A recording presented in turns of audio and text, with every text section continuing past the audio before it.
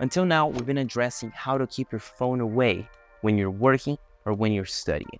But when is a good time for you to actually use it as a tool? And here I'm not only going to be talking about phones, but also laptops and other gadgets. When talking about laptops, there's a couple reasons why you would want to use them for notes as opposed to using handwritten notes. And I'm going to use Anna, remember Anna, the developer of the Portuguese version of this course, as an example.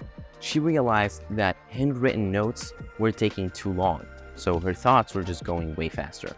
And they were taking too long because, quite honestly, she was trying to make them pretty.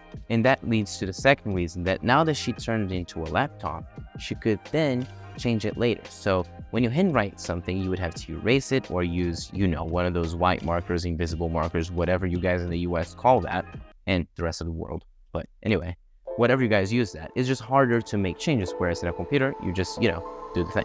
And then now even years later, she can go back to the same notes that she used, again, while she was studying.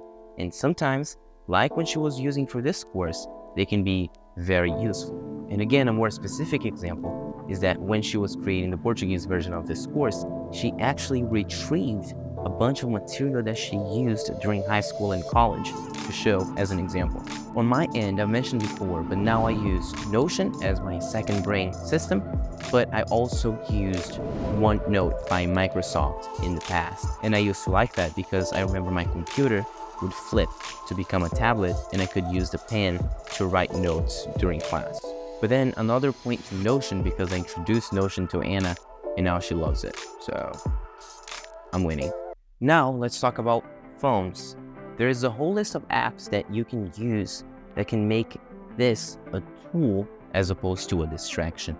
We're actually going to put a list below of apps that we think that might be useful for you. Some of these apps are going to include help with time management, creating to-do lists, Pomodoro Technique, mind maps, flashcards, timelines for scheduling revisions and summaries for your studying sessions, help with focus. There's a tree app that your tree only grows if you go through focus sessions. So say you were 30 minutes focusing and you didn't touch your phone, your tree is growing, and the more you're able to focus and not touch your phone, the more your tree grows. I'm going to put it below. I don't remember the name on the top of my head right now, but it's kind of like gamifying your life.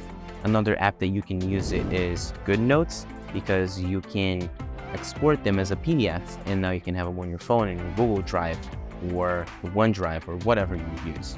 But yeah, look at the apps. If you have any suggestions, let us know. Again, we are in the 2020s. It's not 1868. We should be using the technology around us to make our learning processes a lot better.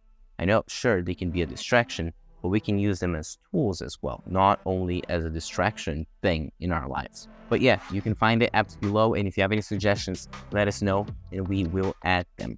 After all, now we're learning like it's today and not like it's 1868 and we only have access to paper.